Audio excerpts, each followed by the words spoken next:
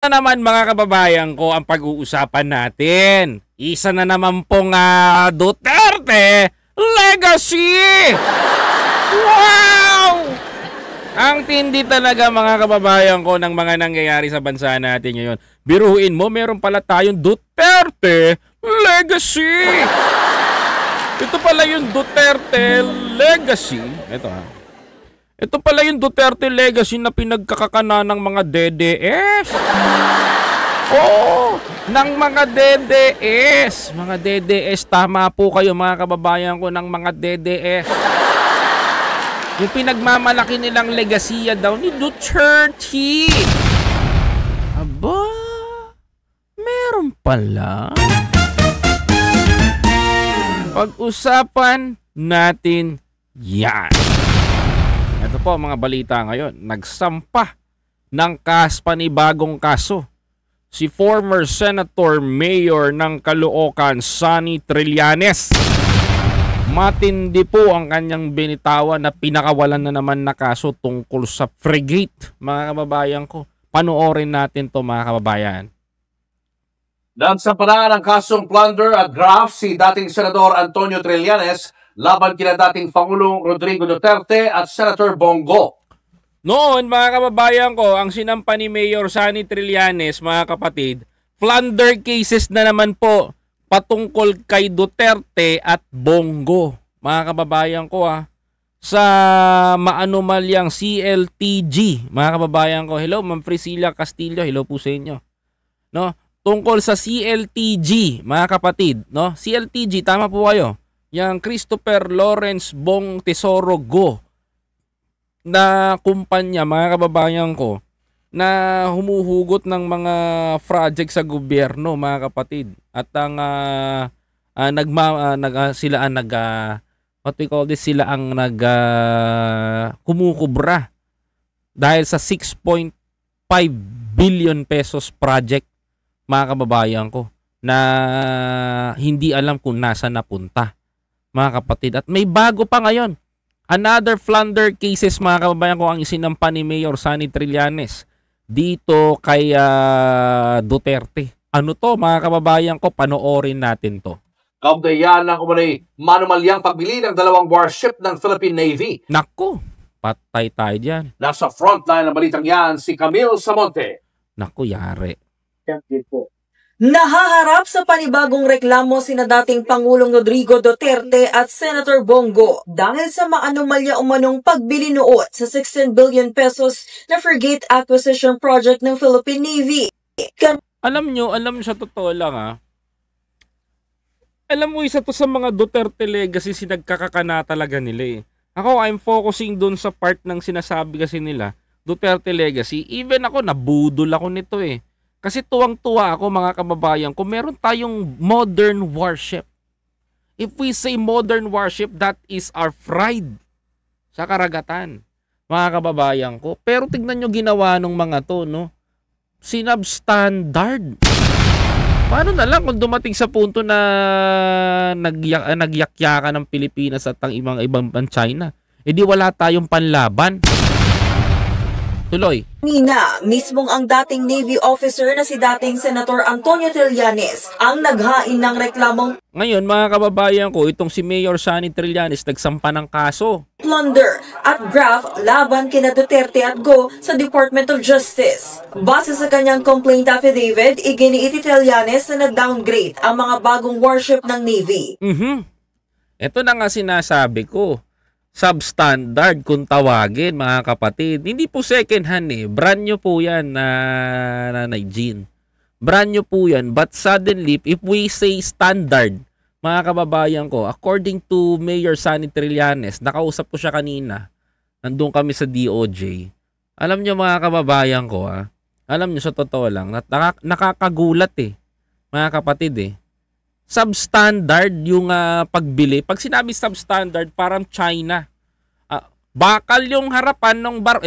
Imagine nyo, bakal yung harapan ng barko, mukhang matibay mga kababayan ko, pero walang substandard yung utak. Bakit substandard yung utak? Yung sensor mga kababayan ko, substandard. Pinaganda lang ni Duterte yung labas ng barko pero yung laman sa loob substandard. Naintindihan nyo?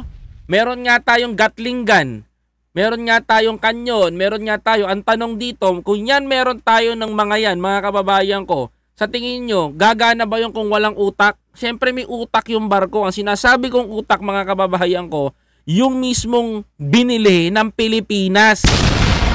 Kasi ibang bansa kayang bumili ng mga ganyan eh. Pwede maglagay ng ganong kanyon, pwede maglagay ng ganyang missile, pwede maglagay ng ganyan anti-aircraft.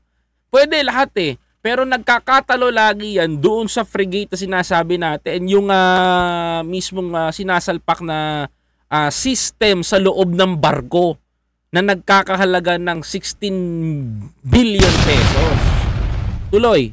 Dahil mas pinaboran umano ni Duterte at ng Special Assistant to the President pa noon na si Go, ang kontraktor na nag-alok ng mas mahinang klase ng Combat Management System o CMS. Kita mo, Combat Managed System, CMS, mga kababayan ko. Combat Managed System, ibig sabihin yan yung utak ng barko. Hindi tatakbo ang barko, mga kababayan ko, kung walang CMS. Mga kapatid, siya yung nakakadetect nung mga paparating na missile, paparating na ganito, paano iiwas ang barko, paano gagamitin na paano mapapabilis. Yun yung gumagamit. Yun yung pinagkaiba ng mga barko ng ibang bansa. Akala mo, makikita mo, yung nasa China, ang ganda, ang laki. Pero mga kababayan ko, alam mo ba yung loob ng CMS noon? Hindi. Ang Pilipinas, mga kababayan ko, meron din tayo, mga kapatid, gumagawa rin tayo ng mga ganyang barko, pakagawa ng ganyang barko, pero yung technology sa loob, yung CMS, yung utak nun, parehas ba sila? Hindi, mga kababayan ko. May iba't ibang clarification yan. Ngayon, magtataka kayo, mga kababayan ko, sa ginagawa po ng Duterte admin, ginawa nila sa sobrang pagmamadali na makapagsabi ng Duterte legacy, bumili tayo ng modern, sabi natin modern na barko, pero yung CMS, substandard. Kung magkaroon man ng gera, mga kababayan ko, tandaan ninyo, yung kalaban natin nagpakawala na ng missile, yung CMS natin dahil sa substandard, tatamaan tayo. Tuloy. Para sa mga warship, ang CMS ang tumatayong pinakautak ng barko na kumokontrol sa lahat ng sensor, gamit at armas ng barko. Diba? Sa ilalim ng Frigate Acquisition Project noon, 2 modelong barkong pandigma ang in-order ng Navy. Kita nyo? 2 kumpanya ang naglaban sa ilalagay na CMS dito, ang Thales System ng France at Hanwha Systems ng Korea na pinili mismo ng gagawa sa mga barko na Hyundai Heavy Industries. Ayon kay Trillanes, Thales ang nakapag-comply sa requirements at nanalo sa bidding. Kita nyo? Mga kababayan ko, Thales ginagamit, if I'm not mistaken, according to Mayor Sani, ginagamit yan ng kahit ng Israel. Ginagamit yan ng US. Ngayon, si Hanwha ang pinili pa rin. Pinilit ni Duterte itong si Hanwha, mga kababayan ko. No, panoorin pa natin. Pero pinilit umano ni na Duterte at Go ang Navy na piliin ng Hanwha dahil sa umano'y panunuhol. Alam mo, kurap talaga tong dalawa na to eh. Totoo lang ha. Kurap to. Mga kapatid, kurap. Bakit? Ba't ko nasabing kurap? Ba't ko nasabing kurap to, mga kababayan ko? Tignan nyo. Pinilit nyo yan. Ang nangyari, problema ngayon. In this particular case, si Bongo at si Duterte ay pinilipit nila yung kamay ng Philippine Navy para lunukin at tanggapin yung mga pabor dun sa private contractor. Dahil alam na may anomalya, pinalagan daw noon ni dating Navy Chief Vice Admiral Ronald Joseph Mercado ang kontrata. Mas ito yung Kaya sinibak siya ni Duterte noong 2017 grabe. Para matuloy ang proyekto. Worse. Tingnan mo?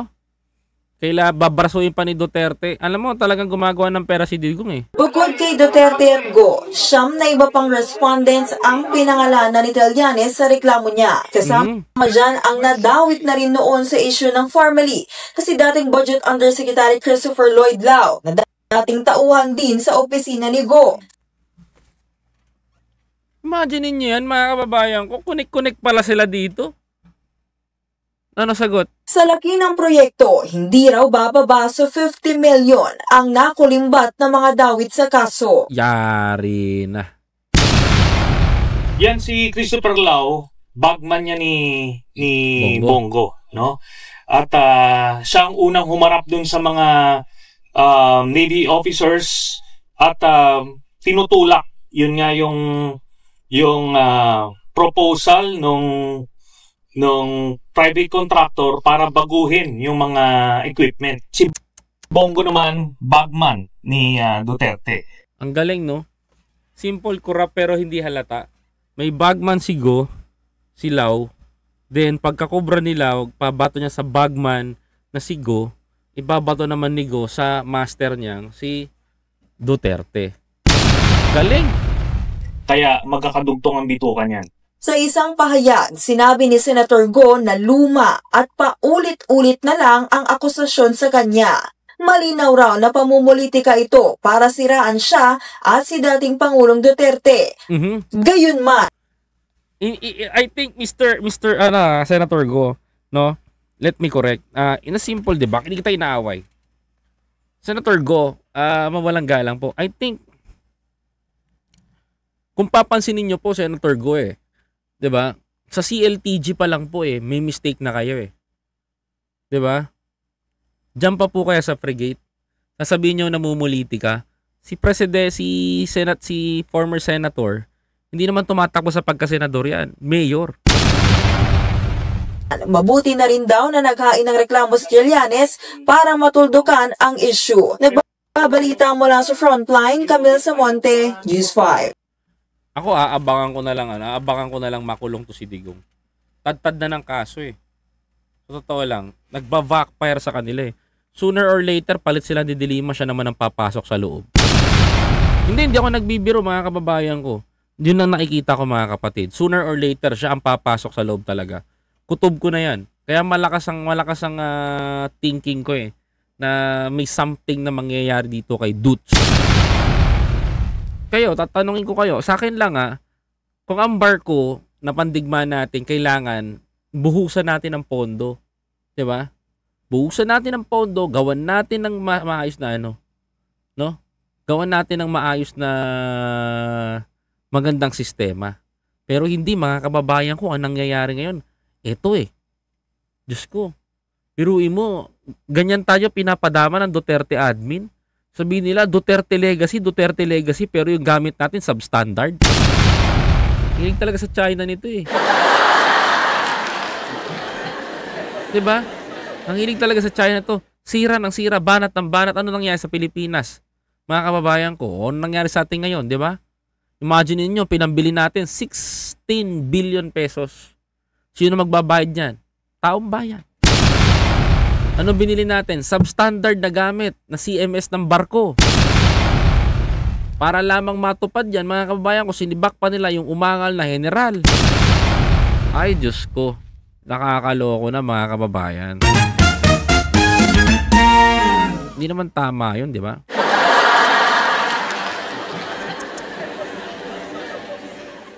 Kaya kanina mga kabayan ko, nakikinig ako Talagang sinampa na talaga ng kaso. Hindi to pamumuliti ka. Kasi unang-una, di naman national na tinatakbo ni Mayor Sani. Mayor nga, mga kababayan ko, ng Caloocan na tinatakbo niya. Kasi tignan nyo, mga kapatid, walang kahirap-hirap yung ginagawa niya na pagsasampa. Bakit? Kasi totoo. Ngayon, mga kababayan ko, kailangan na lang litisin yan at mapag-usapan, lalong-lalo na sa bansa natin, mga kapatid. Diba? Yun ang isa sa mga thinking ko dito. Anyway, mga kababayan ko, kung ano man ang inyong nasa isipan, please comment down below para mabasa ko naman yan at makapag-komento ako, maka-reply ako sa inyong mga comment. No? At huwag mo kang kakalimutan na mag-follow, like, and subscribe mga kapatid. At i-hit mo na rin yung notification bell para lagi kang updated sa mga biyahe ni Koy movements na gagawin natin. Okay?